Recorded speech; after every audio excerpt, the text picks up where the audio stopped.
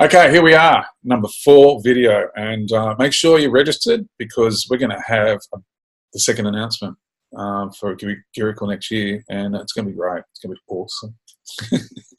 And so yeah, make sure you're registered, and we've got Steve Edmonds on now.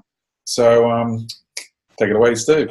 Excellent. I've got Steve Edmonds here. Steve's going to be playing at Girrakool next year, and we're really looking forward to it, mate. So thanks heaps for having a chat with us today. Much appreciated. It's my pleasure, my absolute pleasure. Thanks, man. Excellent. Now, I suppose we might just start at the beginning again. Sure. When you first started playing music, how did it happen? How did it happen? I mean, did you start playing with guitar at first, and what was the story? Yeah. Yeah, no. Well, not really. I was a drummer. My father's a drummer, and both my parents are musicians, and that's how they met. And so music has always been, the biggest thing in the house, really, the biggest point of conversation, and I think the most important thing in all our worlds. So yeah, it was very pretty natural kind of a thing that a part of of my life that I would kind of somehow find a way to make a living out of music. But yeah, my dad's a drummer, and I guess drums were always the most important thing as I was growing up. I played it all through high school and primary school, and I was kind of the school drummer. Yeah, cool. Yeah, so, but, it was playing in bands very early on, and hanging out with a lot of guitar players and singers and stuff like that, where I was introduced to the guitar, and I just loved it. I was lucky. All the guitar players in my high school bands were all really good players and had really great equipment. I remember a dear friend, one of the first bands I was in, Peter Cole, brought a Gibson Les Paul Cherry Sunburst to school, and I'd never seen anything so beautiful. When he opened the case, it was pretty. That was a defining moment. And then Dave Filmer had some great Strats and Marshalls, a candy apple red Marshall Plexi with matching quad boxes. That was really pretty to look at. And a lot of Strats, and got me into guitar playing, Hendrix and Clapton and classic rock guitar. Yeah. So yeah, those two guys, Peter Cole and Dave Filmer, were the main kind of guys. Another guy, Al Heisler, gave me my first Hendrix tape. It was in those days. Yeah. So that was a big thing, for me. So yeah, that was pretty much it. It was hanging out with these guys in my high school, and just listening to their enthusiasm about guitar. Really, it was really, I mean, I was playing drums, and I kind of took it for granted, the whole music thing. So, but it was hanging out with these cats in cars and going to see Chris Phantom and Boss, Lightning Rock, all those bands, and up at the pub, at the local pub. Yeah, that's what really got me into rock guitar, and hair. And so I remember seeing you years ago in the Headhunters. Was it? Yeah. That was that was like the first serious working band. That band was working like 4 nights a week for many years, and it was Dave Tice, who was already a legendary kind of a figure who played in Buffalo and the Count Bishops back in London, and who'd formed this band, and it was I took Mick Cox's place, who was the guitar player from Rose Tattoo. Yeah. So that was they'd already done. I've always taken someone's place. But the real guy, I've always been the guy after the real guy.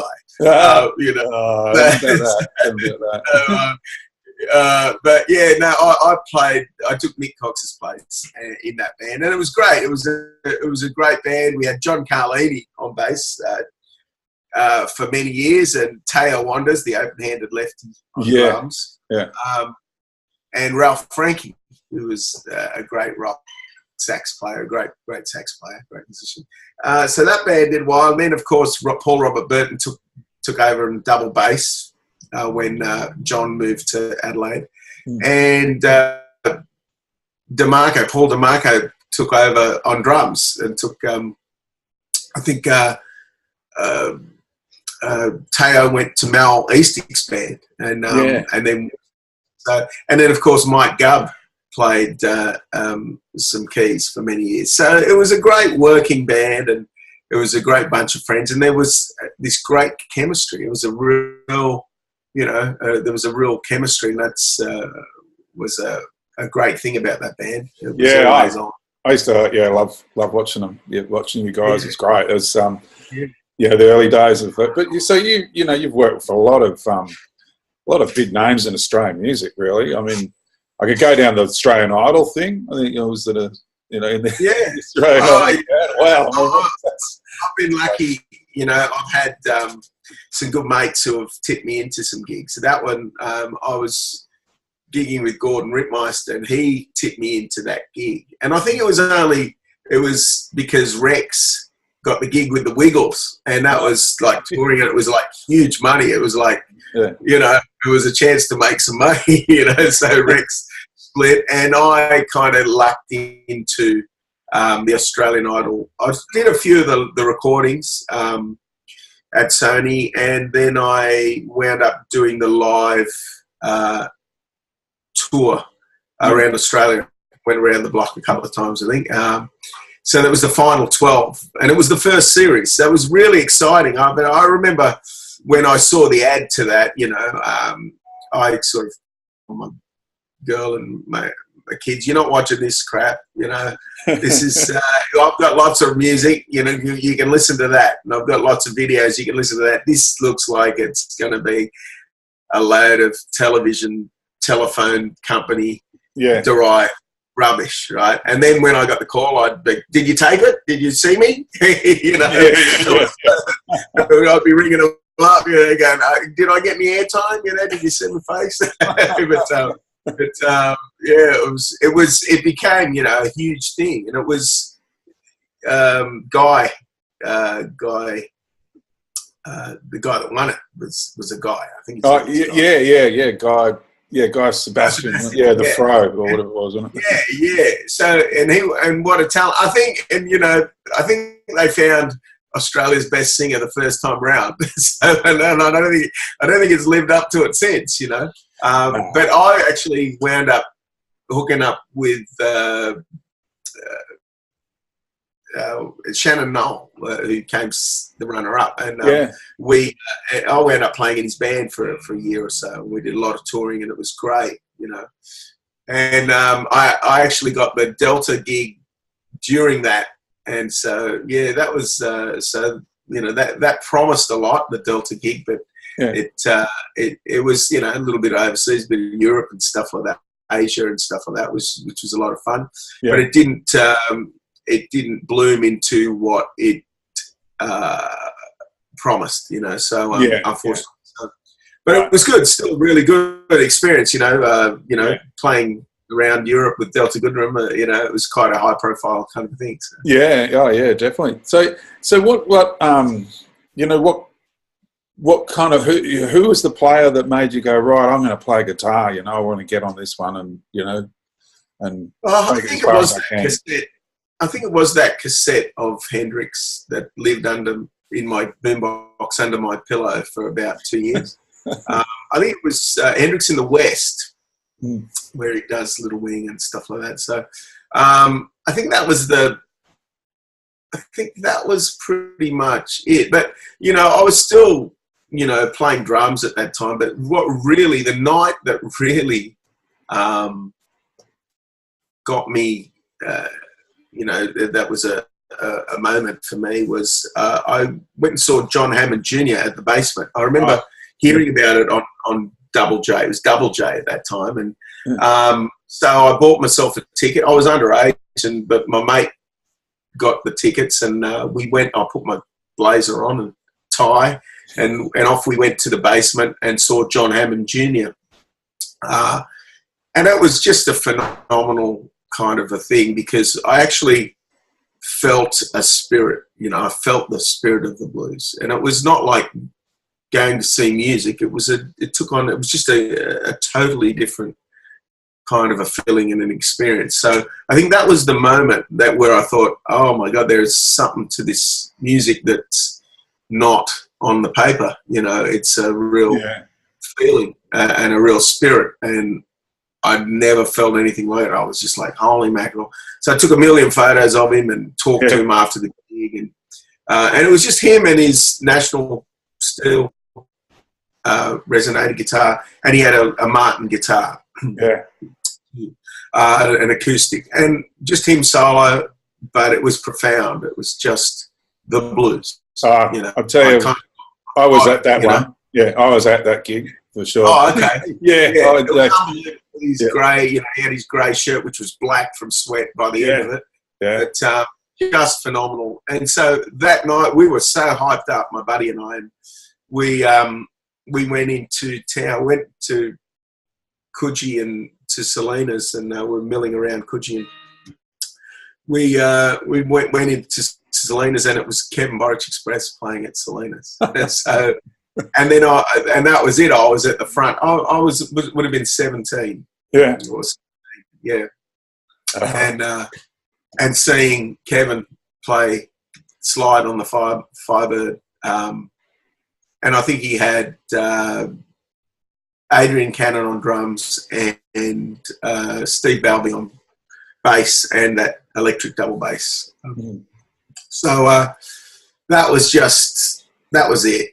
You know, that night I sort of came home. I've never been more excited, you know. And then that was it. You know, there was a, you know, I was playing the guitar, you know. So, you know, it was, that was it. So, yeah, I ripped off my brother's Ibanez Seymour acoustic and started listening. Yeah. I like the guitar you got there. That's really nice. Thanks. Yeah, this is somewhat out of tune at the moment, but this is an Airline Tuxedo, and it's a company in, I think they're in England now, but you used to buy these things at Sears and Roebuck in America, and I think Jack White made this Airline brand fairly popular of recent times. A lot of blues guys use them because they were super cheap. Yeah, but they sound great. They've got these slightly overwound P90 pickups in it, and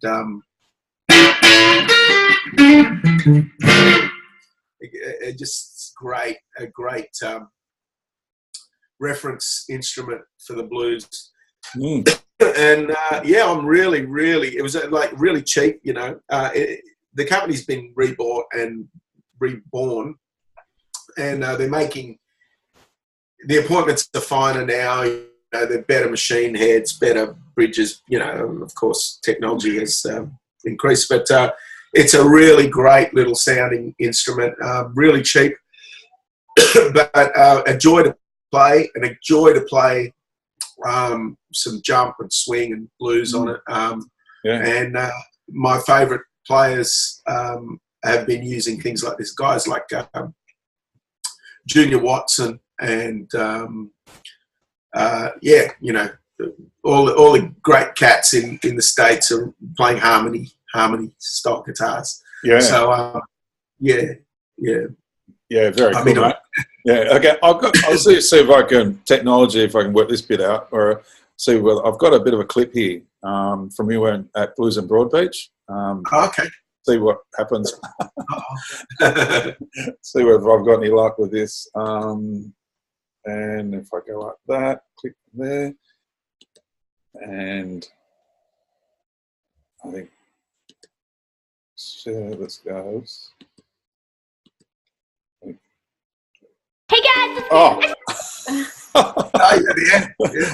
Oh, that didn't work. I think I'll get rid of that one. Techno Fears. Yeah, I clicked on the wrong YouTube thing, but you know, that was actually my little girl's been watching, like, you know, how to make slime and all that kind of thing. Oh, yeah, no. Well, my daughter's been watching Baby Shark. For the last. Yeah. So that's the. what amplifiers? You generally what Fender is sort of your Fender or Marshall, I suppose. What would you be? Your favorite? Well, I like the Steve Edmonds band, if you will. It's a kind of a rock band. It's a kind of a covers rock pub band. But it's disguised as that. But we do a lot of playing. There's a lot of blues and feel and a lot of great arrangements and things like that involved. So it does get to playing, Zeppelin and Purple and AC/DC and that kind of classic rock guitar thing. It does get to a point where it does that. So it's good to have a modern amp, so you can take one amp, and a good pedal board and try to cover all the bases. Because I just take one guitar, not this one. I take a Strat style guitar with a humbucker in it, and that way I can cover the gig. But I had a Landry. I got a mate in America that made this Landry amp that I was using for a while, which is great because it's got a clean. It's based on a Fender Basement clean, and then it marshals out, so you can sort of get the best of both worlds. But lately, I've been using a Paul Reed Smith head and quad box for that, which is really good. It's a great, clean sounding head, and it loves the pedals, and so I can get a wide palette of sounds and a classic rock tone as well as a nice blues tone. So that's fun. But I'm excited about this new blues band that I'm doing, and I'll be using a Fender Bassman, the Fender reverb pedal, I presume. That's it. Yeah. Nice. So, and just keeping it simple and that. But that's a real. That's the band I'll probably be bringing to Girrakool, and that will feature Roscoe Clark on drums if he can make the gig. Artie Taylor on double bass, and although he doesn't know it yet, probably Sam Boyd or keyboard. Yeah. So that would be my ideal band for that thing, and we're going to be doing some T-Bone Walker, Albert Collins, Junior Watts, and some original music, some Stratty stuff, to break it up. But generally, this new band is to scratch this kind of Junior Watson-y octal tube P90 jump blues,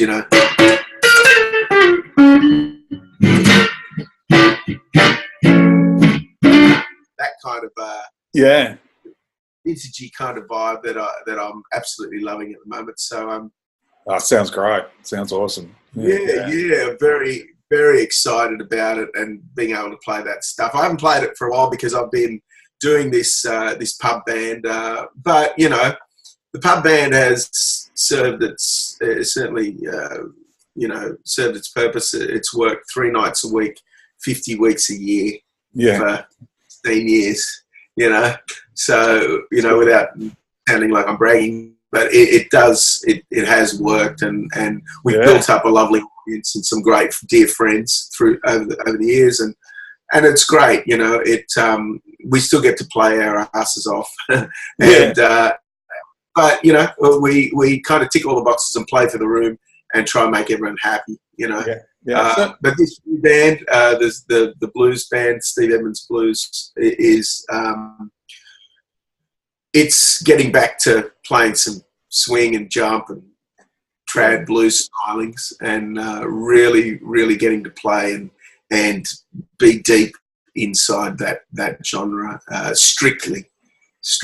So awesome. Really. So what would be, you've traveled around Australia a lot, you've been overseas, you play with all sorts of different artists, and from your own band. What is there any kind of thing that sticks out, like a memorable, whether it be funny or just something, you've touched on the John Hammond thing, which I totally that did the same thing to me. Really, I was like, couldn't believe watching him. But what other kind of thing would you? I know there'd be a lot.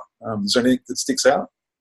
Yeah. I mean, really lucky. You know, playing with the musos in those bands has been the highlight. You know, learning from, you know, guys like Mark Kennedy, you know, and Harry Bruce, and you know, and the guys that I've had in my band, Mick Skelton, Johnny Adams, you know, I've played with Victor Rounds, you know, some great, fantastic, world-class musicians that I've been lucky enough to be on the stand with. So that's really the main thing. But, you know, playing in Renee's band was a huge learning experience. Playing with Doug Williams, you know, Gary Daly, and Sunil De Silva, you know, in that band, and of course Mark Kennedy.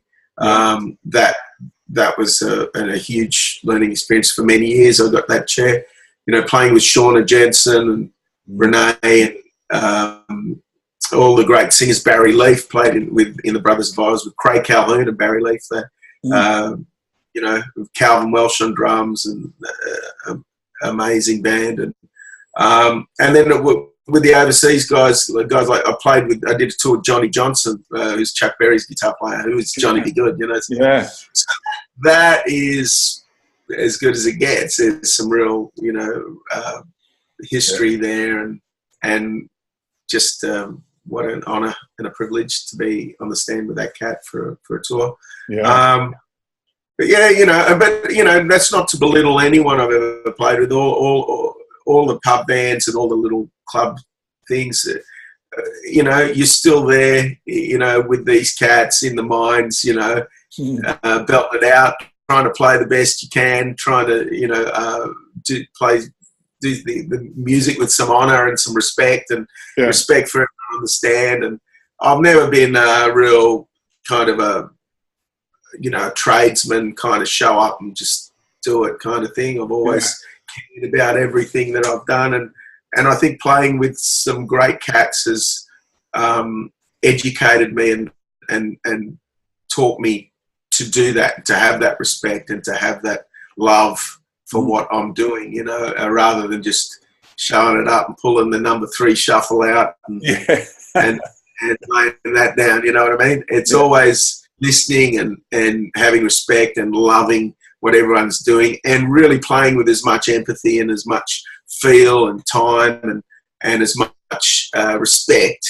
I think that's the most important thing I've gotten from what I've done. Yeah. Well, it certainly shows, mate. I'm telling you, it certainly shows. And I've been watching you play in various bands, you know, and wow, it just comes from the heart, you know, and for me, that's what's music, you know, and it's what it is, isn't it? Really, it's well, thanks.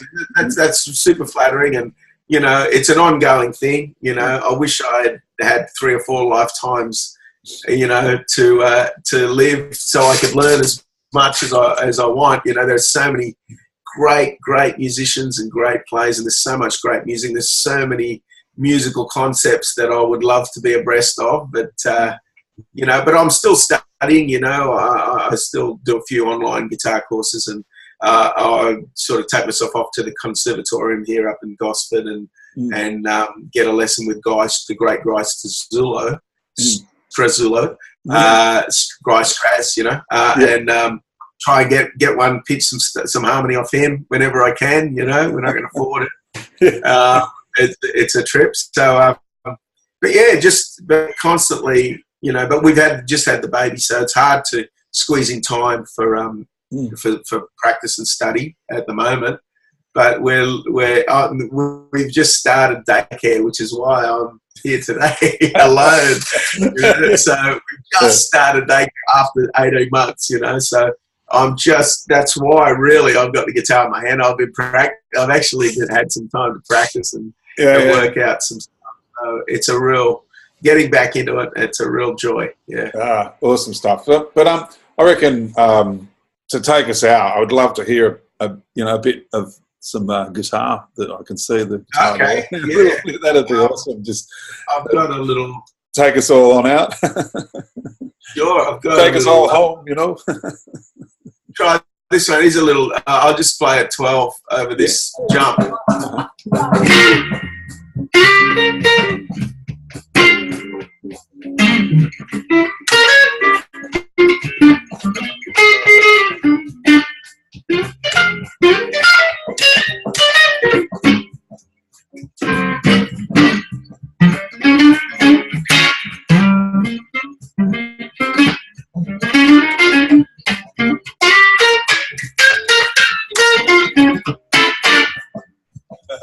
Wow. Chicken skin music. Chicken skin music. Bloody beautiful. Love it. Thanks, man. I hope you could hear that. Some of that. I hope it came through. Okay. Yeah, we got internet speed, but no one will be able to copy the licks, because it's all a bit delayed. Delayed. Great. Well, then not many there. But thanks, man. Thanks so much for having us. And we really appreciate what you're doing at Girrakool, and that is, especially for us locals up here, to have this amazing festival put on for us and for us to be a part of, where the onus is on beautiful roots, feel soulful, real music, which folks don't really get to hear that much of these days. And we really appreciate what you're doing, flying the flag for the musicians and the good stuff. And we're very, very, very fortunate and honoured to be a part of it. So I'm really looking forward to it. And if I can impart on anyone out there to take a punt and get up to Girrakool next year, I'm sure you'll be grateful and thankful that you did, because it's a great setting, a great scenery, and a great part of the world, and a beautifully professionally run boutique festival, which you're going to be grateful that you were there. Thank you. we try hard. We really, we want a really good space for musicians to play real music. It is real music played by real people, and that's what our motto really is. Apart from blues, barbecue, and culture. Right off, and especially the barbecue. I can't wait. Oh yeah, we've got plenty of barbecue for when you get there. Thanks so much, Steve, and mate, we'll talk soon. My pleasure, mate. Thanks for having us, Bruce. Cheers. Thanks for those kind words, Steve. It was great talking with you, mate. Well, next we're going to have video number 5, which is Minnie Marks, which I think she's like a female John Butler, but I need you all now to keep a lookout for our second band announcement, which is coming at you real soon. So keep your eyes and ears peeled for that one. And in the meantime, why don't you register at the website? There it is, down there. Register, comment, share under this video, and you could be in the running for a buddy pack, 4 season tickets and 4 beer courses. So look out for that. Register. You've got to be in it to win it. So take care and stay tuned.